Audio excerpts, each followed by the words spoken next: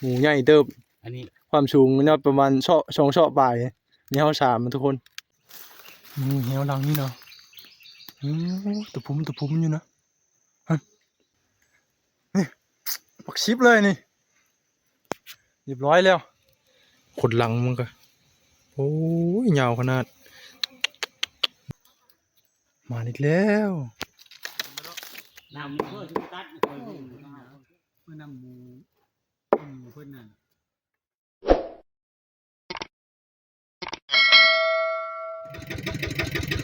ก็ทักทายสบายดีเบิร์ดทุกคนอันนี้ก็อยู่กับผ่านไม้เก่าทุกคนนะนี่ผ่านไม้กับที่ผ่านพี่น้องไปหาอยู่หากินอยู่นะป้าไปผู้เดียวนะทุกคนขึ้นผู้เดียวเหมือนเพื่อก็บอกว่างขึ้นน้ำนะมาตายเดียวเลยโอ้เฮาสิมาหรือบ่นะแหวกะอาจสิมีลุ้นเนาะทุกคนแหวกันเลยตอนนี้ก็เป็นเวลา5 โมงนะทุกคนนะจะค่ำละมากก็ชายเต้าละ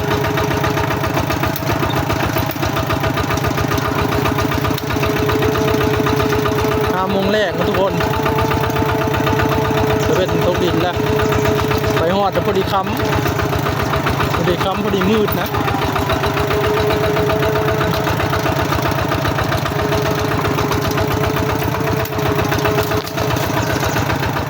ตอนนี้ก็มาหอดบนพักแล้วนะทุกคนนะบรรยากาศเนี่ยมันคืนอยู่ผู้เดียวนี่ทางขับแก่ห้องทางเสียงแมงไม้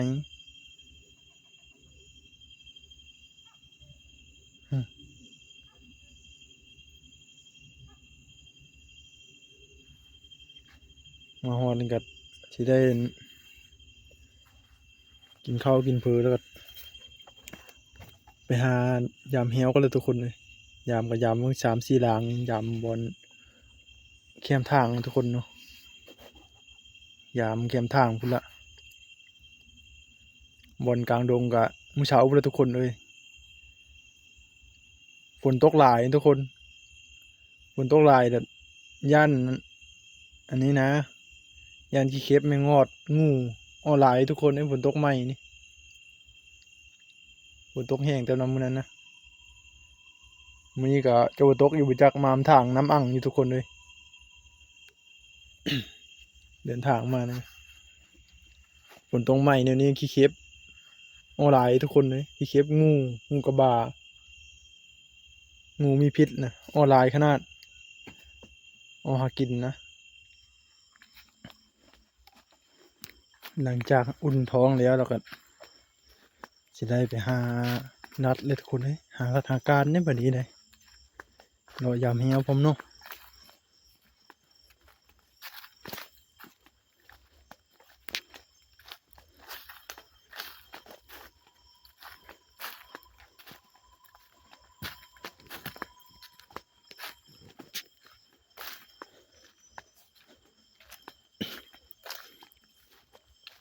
บรรยากาศก็ประมาณนี้ทุกคนว้าเวงพอสมควรเนาะเสียวสันหลัง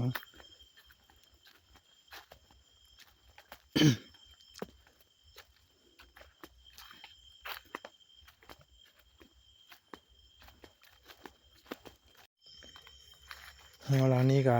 สมอยทุกคนมาแต่ก่อนนี่คันหักนะเป็นเหี่ยวมือมันเหี่ยวเชือกควายทุกคนพอเฮ็ดอยู่บนนี้แล้วก็ มันมาเหยียบแล้วคันหักวันนี้สีเกมม่วงคันหักแล้วก็ไปเลยหมูนะเดี๋ยวขอให้เอาเฮียวสปริงมาวางเชื่อช่วบนนั้นละบนมันสีนั่นละโอ้มันสีไม้กระเตนทุกคนเป็นเก้งหมูนี่เฮ็ดคนมานะเฮานี่นอนนะทุกคนจื้อไว้นะกกนี้นะมันต้องถืออะไรสักตัวอันนี้ค่อยได้ตัวทำอิฐเลยทุกคน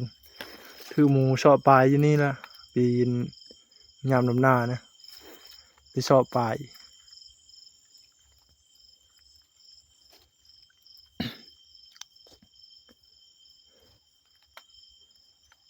มาตัวสุดหลังนี่ผัดคันมันเดาะก่อนนะคันเดาะแล้วก็มันยีบแล้วคันหักเลย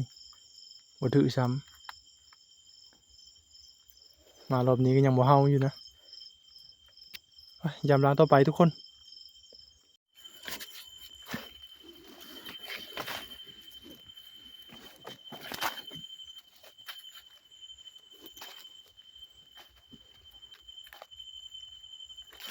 หอนเหี่ยวหลังนี้ทุกคนคนนั้นล่ะเฮ็ดนี่ก็โปโปโปก็นี่ทุกคนเดี๋ยวเหยียบไม่รันเลยมึงต้องสังเกตมึงต้องก็โปโอ้ยโปลายนี่โอ้ยโปทั้งหมดทุกคนเอ้ยห้องกลางก็ไม่ได้เขาจะเบิ้งก็บ่ได้ง่ายไหมทุกคนมีแต่โปทั้งหมดเลย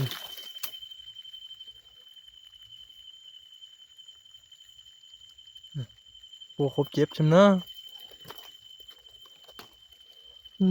น่าจะเป็นห้อยหมูเหยียบมาทุกคนนะนี่บนแขนมันตะเลิดลงนี่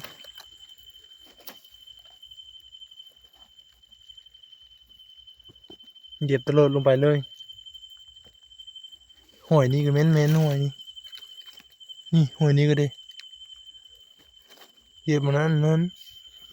มันมองผ่านห้อยตะลานอยู่ทุกคนเฮ้ยเดี๋ยวเป็นในนั้นอันนี้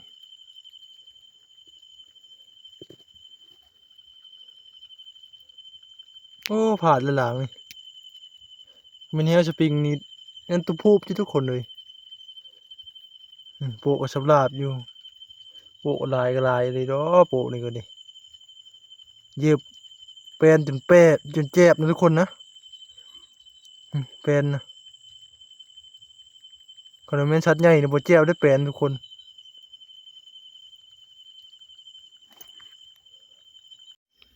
มาล้างนี้ก็น้อยแล้วทุกคนช่วงล้างเพียงเดียวนี่ตัวนี้ก็รันนะนี่เกิดปัญหาแล้วทุกคนแกไขบ่ได้แล้วนี่ยำฮอนนะทุกคนคันมันอ่อนไหวนะเถียงแดดถือคันมันล้าไว้หรือว่าคันมันโยมทุกคนคันมันโยมไว้ล้าไว้นี่มันถือความฮ้อนเสียงแดดมันรันขึ้นบนชุดนะคันมันอ่อนแล้วมันเหยียบบนนี่โอ้ผาดเลย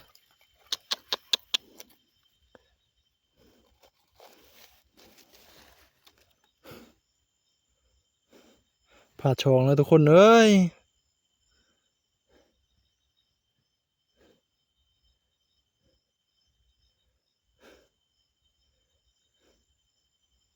วันนี้ก็ซีได้ยามรอบมือทุกคน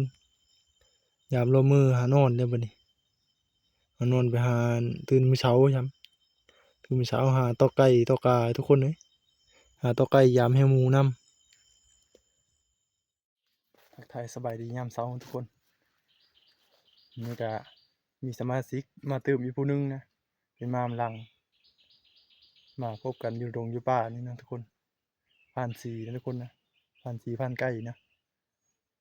ตอนนี้เป็นก็ไปตอไก่แล้วไปตอไก่ค่อยก็ไปหาลัดเสาแล้วก็สีรอยามแหวเลยทุกคนนะเป็นมีผ่านสีไปกะมีแหวสปริงสีล่างทุกคนมาให้คอยแนะนำแนวว่ะเป็นแนะนำบอลว่างแหวสปริงแน่ก็เลยผ่านเป็นมานะเป็นมาแล้วก็เป็นเห็นไก่ห้องเป็นเฮาต่อไก่นี่คอยกับย่างก่อนไปหายิงรัดเสาก่อนนะทุกคนนะโอ้ยมาหอนนี่กับกินมาไหมทุกคนกินมาไหมเนื้อกินนะมึงว่าผ่านสีเป็นก็ได้มาแล้วเบิ่งนี่เนี่ยเบิ่งพี่นะโอ้มันกินนี่เหลือกระโดดเหลือวะ มันเลยโอ้ผ่านใหม่ก็ยอมทั้งหมดเลยหรือไฟกินนี่เลย ผ่านชีมันก็ได้สังเกตแล้วเลือเด้วะเลือเด้กินนี่มันล้นหึงอะเนาะล้นแต่เขามาชุดก้อนพวกอยู่โหยแล้วเบิ่งนี่ยังลายอยู่แล้วพอยิงอยู่แล้วมันแรง หน่วยแน่มันคือบ่กินเนาะ มีกินบ่อยู่ใน บ่เบิ่งขี้มันนี่ไปกินขี้ยัง ขี่มันทุกคน ขี้แน่นี่ล่ะเดี๋ยวสิเก็บน้ำนั่น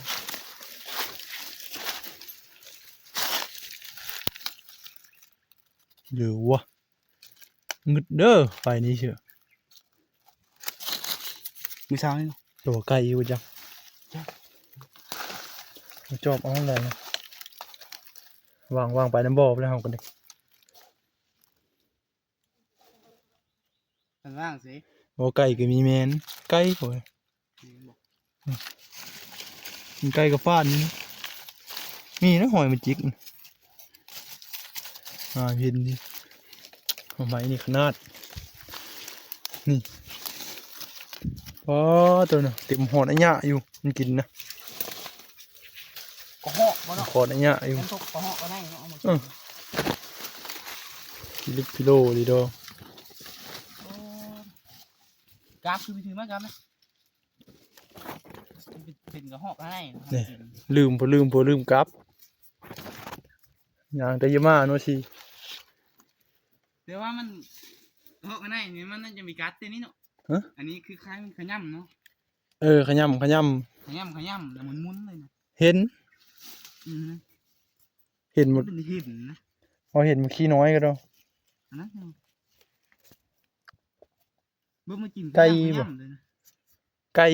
ย่ำกิน เธอไก่ มันย่ำกิน หน่อไม้ทุกคนนี่หน่วยมันในมันนะทุกคนนี่มือแหลกมาจอบเหลือแล้วกินข้าวกินเนื้อกินแท้กินว้ากองพูนอยู่หน่วยมันนะในมันเลยเปิดมันกินหมดแล้วชิมมึงดูสิ อร่อยว่ะชิมมึงนู้มึงกินดีแท้เดี๋ยวแซ่บมาชิโน่กินข้าวกินแน่เลยผมว่าหนูผัดนี่แม่นได้เฉยคนมากินน้ำบอลเดียว ไปขวาบ่เนาะ ฮะ เบิ่งนี่นะไปขวาหรือไงปะ มันแรงกันสิได้มาจอบไปทุกคนเอาช่างน้อย มันแรงสิได้มาจอบหมดเลยมันกินมาไหมนี่หลายมาพูนอยู่เลยจักเป็นไปเลยแล้วพันชีเป็นกันยังงงอย่าว่าแต่พันไม่ก็มุนตึ๊บแล้วเดี๋ยวนี้ มันแรงมาจอบมึงมันมีไปเลยชุมคอยกับกำลังสิไปวางเหวนะวางเหวก็ชอบมันชีลางเงาสปริงนะทุกคนพันสีเป็นซื้อมาหูนั้นก็หาเยี่ยมยอกอยู่นี่ลึกเลย ใส่กันได้เนาะ ก็น่าอยู่ แต่นั่นมันน่าจะเป็นเนื้ออะไร เทิงคอนเยอะเทิงคอนกินเทิงคอนเลยยังก็น่ามากินเนี่ยเทิงคอนแกกิน ไป มาโหยนี่ก็เป็นบอลมูดุดเลยทุกคนนะลึกแห้ง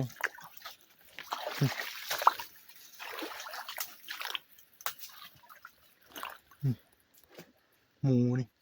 มันลงมันดุดมันรูดอยู่นี่เป็นห้อยหมูทุกคนเนาะกูเจออยู่มองดูประมาณ2 ซอกทุกคน2 ซอกพอดีนะตัวหนึ่งใหญ่3 ซอกเลยตัวหนึ่งมันดุดนะหมูดุดทั้งหมดเลยทุกคนเลยผ่านชีมันก็จีลงไปเอากับดักเลยปะเอาไปถึงมาลืมกระเป๋านะทุกคนนะผ่านชีเป็นบอลนี้ก็หมูเลยทุกคนเลยอันนี้ได้โมเมนต์พิเลอร์เลย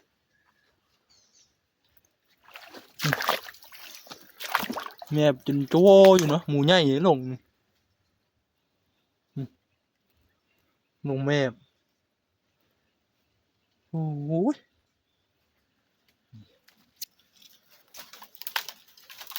หอนๆนะทุกคนลงแม่น้ำหมูหามันว่างหาเลยบนวางเหี้ยวพันสีเป็นก่อนมันขึ้นบนเลยได้หมูนี่เนาะ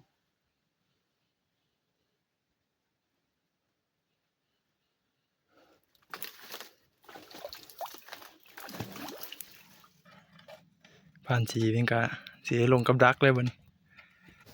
นี่เป็นบ่อน้ำนะทุกคนบ่อท่านแห้งเป็นห้วยเดียวที่ยังบ่ทันแห้งนะน้ำอยู่ดีนะอาจจะมีเนื้อลงมากินน้ำผ่านสีเป็นกันในกลางกับดักใช่ไหม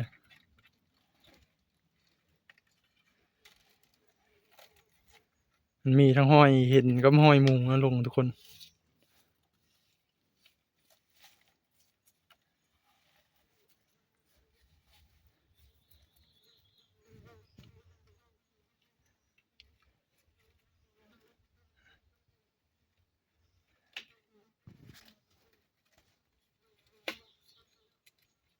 มือบีอยู่แล้ว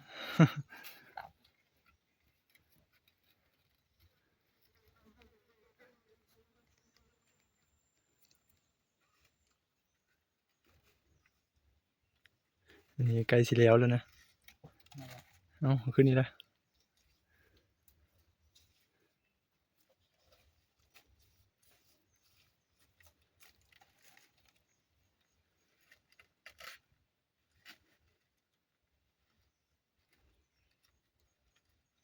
มีแจกไปย่ามันเนี่ยมันครึ่งได้ฮะ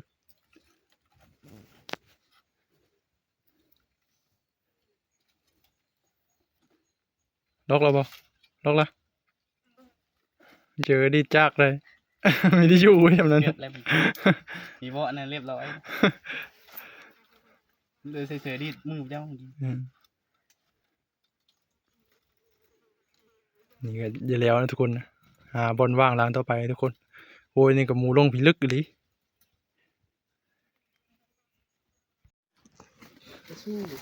ตอนนี้ก็ได้วางแหวแล้วนะทุกคนนะชายมันก็บนเชิงชายมันผู้เชิญนี่ละเค็มน้ำนี่นะนี่เลยนะเรามากินน้ำนี่กันปั๊บมักชิปเราเลยไปหาบอลว่างล้างต่อไปพี่น้องหกก็หกทางก็ดิเบิ่งก็ได้เผื่อว่าชิ้นหมูแพงนะเบิ่งก็ตอนหานี่ได้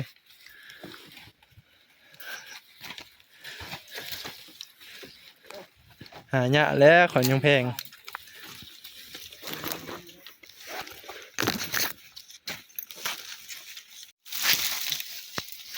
หลังนี้ก็ผ่านสีเป็นก็ได้ลงแล้วนะถ้าเบิ่งพุ่นละบัตรเป็นถือพุ่นละในคลิปเพิ่นเห็นว่าเย็นลง YouTube อยู่นะเห็นว่าการถือหมูนี่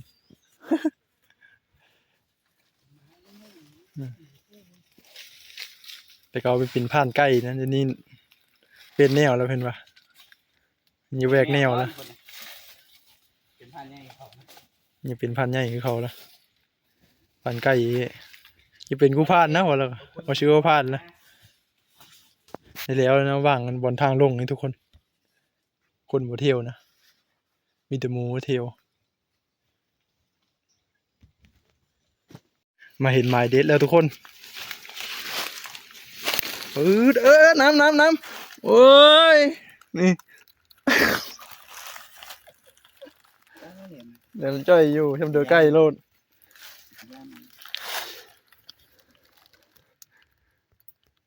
นี่นะทุกคนไม่ใหม่อยู่เลย42เธอนะอันนี้เป็นดินแดงเป็นดินแดงเนี่ยอันนี้เป็นดินขาวนะมันสีนะหมูใหญ่เติบ อันนี้ ความสูงมันยอดประมาณ2 ช่อปลายนี่เท่า3มันทุกคน อันนี้รอบอันเห็นเดิมหรือเปล่า ฮะ 5 กับ 4ด้วย 5 กับ 4นี่นะมันเลาะโหยนี่มามัน2 รอบเลยทุกคนน่าจะ3บุญนะแต่หากเห็นบอลมันเอาขี้ตมท่านี่ วางไว้ทุกคนเธอมันแมบขึ้นมาสีอีกพอมีลุ้นอยู่นะร้านนี้ก็ได้วางแล้วนะฟูชิโกงไม้ให้ละผ่านสีพี่ก็เดินทางมีหิวข้าวแล้วมันนะกูหิวข้าวว่ะ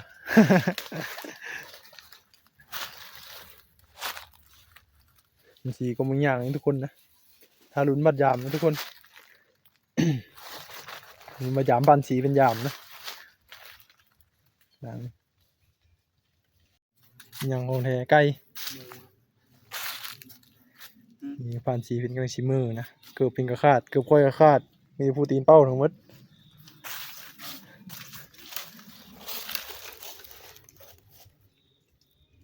ห้อยหมูนี่เป็นห้อยหมูนะแม่นนะเรื่องว่าโกเดี๋ยวอยู่นี่นี่ห้อยหมูนะทุกคนนะตามทางนี่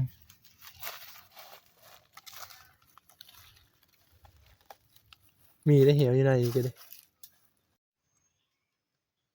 นี่ก็จะเป็นกัวมองป่าทุกคนต้นบักใหญ่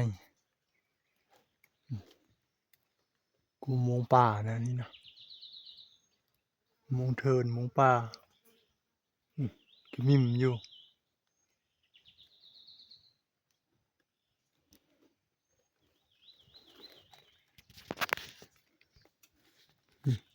มามันก็มันเป็นมองป่าทุกคนรสชาติมันนี่ส้มๆทุกคนนะส้มก็มองกันบ้านนี่หน่วยก็ใหญ่นุ่นก็น้อยนี่มันเด้อแกะให้เบิ่งสัตว์ป่ายังบ่กินนะทุกคนชมพดนี่ส่วนหลายมีแต่เปอะทุกคนนุ่นก็น้อยเดียวอันนี้หน่วยมันทั้งหมดในมันทั้งหมดได้นี่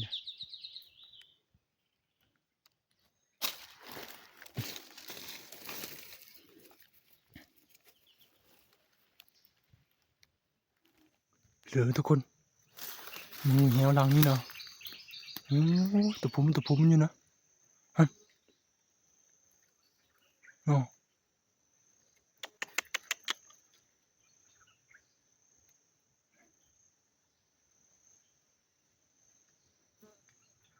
หมูกาวคือทุกคนนะมันเป็นแหวเสือควายทุกคนแหวคันธรรมดานะถ้าแหวสปริงเฮาไปถ่ายคือก็ได้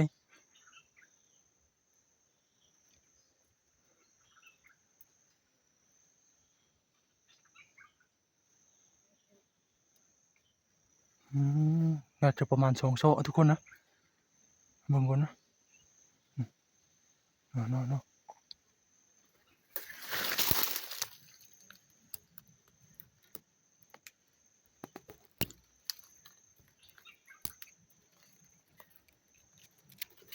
โอ้ยมาแล้วทุกคนมา2 ตัวติดเลยชุดก่อนนี้ก็ได้ตัวนึงนะชุดนี้ก็มาใหญ่กว่าเก่านะทุกคนนะเนาะมันเห็นก่อนตัวพุ่มอยู่นะเดี๋ยวสิบายเบิ่งก่อนทุกคนบายเบิ่งก่อนนะตัวนี้ก็ได้บายเป็นที่เรียบร้อยทุกคนนะน่าจะลงนะทุกคนนะโอดลงนะลงนะหอยเบิ่งก่อนน่าจะเฉาะทุกคนนะลงแล้วนะเป็นไงทุกคนโอ้ตัวเป็นมุนมดมันถือนี่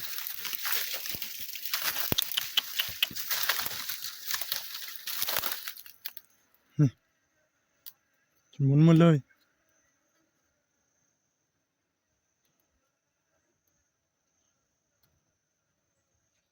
ถือหลายมือตอนนี้ทุกคนนะก็วันน้าคอยก็ไม่ได้มายามหึงแล้วนะลงเลยนี่บล็อกใหญ่ทุกคนมาอีกแล้ว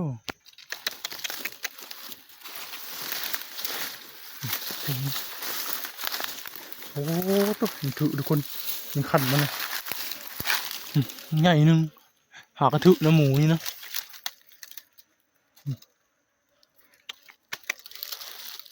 อ้บนถือนะพุ่งถือเป็นมงเลยทุกคนเป็นดินทรายนะเนาะอุ้ยหดมันตั้งหดหลังมันตั้งนะตอนนี้ก็ได้บ่ายทุกคนนะหยุดไปแทบเลย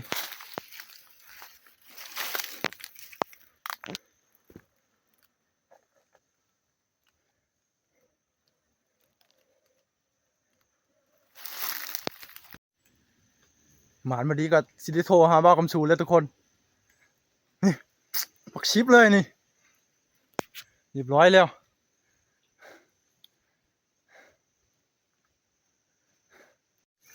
ตอนนี้ก็เฮาก็ได้โทรหาบ้าวกำชูเรียบร้อยนะทุกคนนะวันนี้ก็ท้าบ้าวกำชูมาทุกคนบ้าวกำชูมาสิเอามือนะทุกคนนี่ระวังอันท้าบ้าวกำชูมากก็สิหาลอยยามแหวนะทุกคนเนาะสิหาลอยยามแหวต่ออีกท้าบ้าวกำชูมาเนี่ยสิเอามือทุกคนนะเนี่ยทางนี้ก็สมอยทุกคนเป็นแหวมือนะที่นี่ก็แหวมือธรรมดาทุกคนเป็นเชือกควายตัวนี้เชือกขาวนะนี่เก่าแล้วเชือกนี่ก็มันจะเก่าแล้วมันวางบนนี้นะเป็นเชือกเก่าทุกคนมันเดาะมันแล้วทีนี้บอกกล้าเอาเคอมันทุกคนว่าจะถ่ายก็เคอมีกล้าเอาเคอมันเป็นเชือกอันนี้เมนเฮลสปริงทุกคนนะมีชิ้นหาดตลอดนะแต่มันขาดแล้วมันโดดจะเห่านะ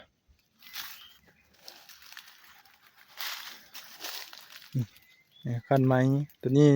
ถือทก่อนนี่คันฮักไม้พุ่นเลยรูดตัวนี้คันเดาะเอาคันไม้มาเชิญ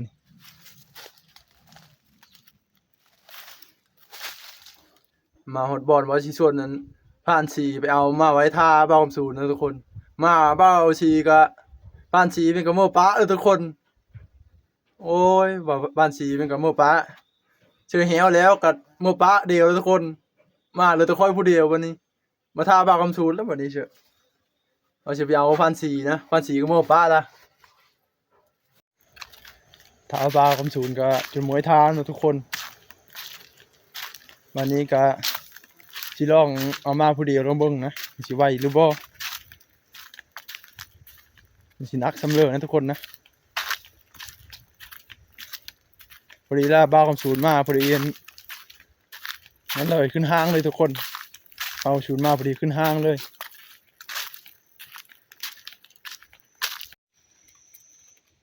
สิได้เอารถไถไปเอานะทุกคนนะชอบมาฮอดบอลบ่รอดทุกคนเลยไปผู้เดียวครับเชื่อรถไถมาแล้วทุกคน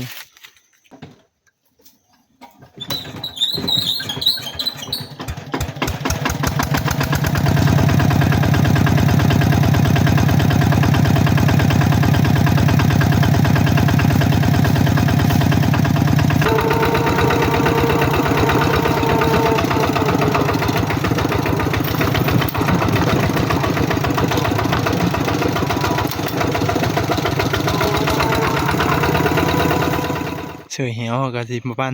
นี้นะทุกคนนะเป็นเสือควายธรรมดาทุกคนเสือควายเสือดินลงนะกำแข็งเลยน่าจะถึงพอสมควรนะทุกคน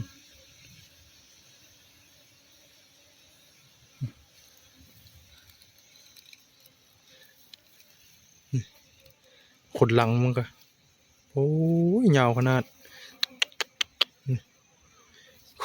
คืบหนึ่งเลยทุกคนขดหลังมัน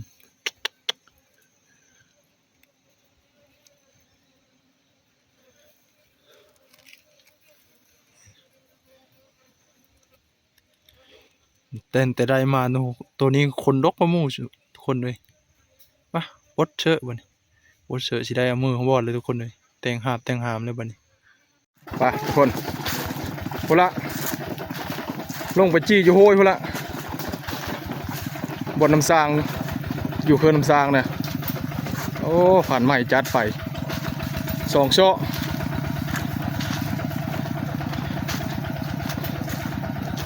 ผู้นี้นางกอบ ใหญ่กว่าเธอก่อนนั้นเธอก่อนซอกปลายมาที่นี่2 ซอกเพิ่นว่าเอาอันป้าไว้เฮิงโพดว่ะเมื่อบ้านเฮิงโพดเมื่อช่วงงานดองที่นี่ล่ะแม่นบ่เกือบทิศผู้ไม่ได้มายามมันนะจนหมูมันจะจ่อยมันนั้นดิโอ้จัดไป2 ตัวละผ่านใหม่ปีนี้ปีต้นรับปีใหม่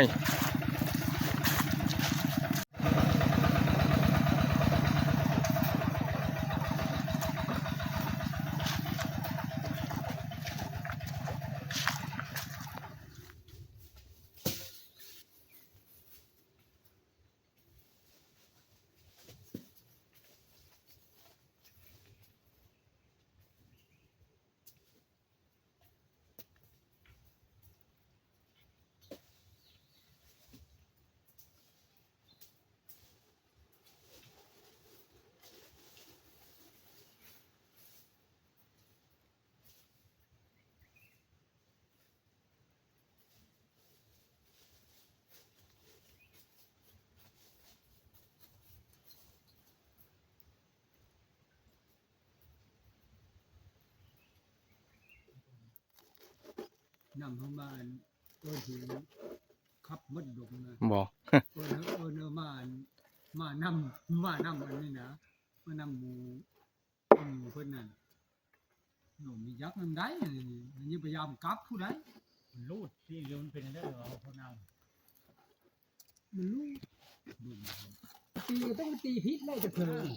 มันก็กึกไปกึกมามันต้องได้ตีพิษแล้วโค้งไม้มันต้องหมุนมาเลยตีเองว่าจะเอาตีมันหายก้ามันโดดเจ้เอาเลย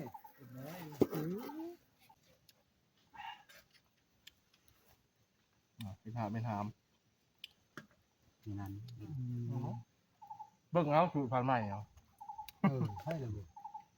เห็นว่าเห็นนั้นทำไมวะไอ้เมื่อกี้นั้นดิบแล้วเดี๋ยวจุ๊บ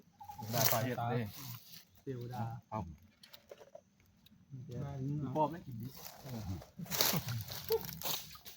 มันพวกนั้นรุดเด้งผ่านใหม่ประจำเจียวเลยผ่านใหม่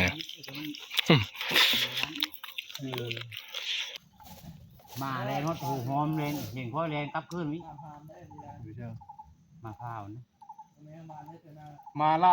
ไม่มีด่างพวกหมดบานละมาด่างนะตื่นแต่จะพลาดจะพองลงเนี่ยมันมีโชคเมาเกินละ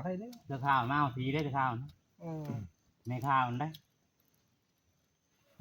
เกิดน้ำแล้วก็เห็นข้อแรงนับขึ้นหุ่นมาสีขึ้นมาเจ้าเบิ้งหอดบ้านแล้วหอดบ้านแล้วเบิ้งอยู่อ่ะไม่มาแล้วบ่หอดบ้านละมาถึงมือแล้วมีหามันเลยมันหาอะไร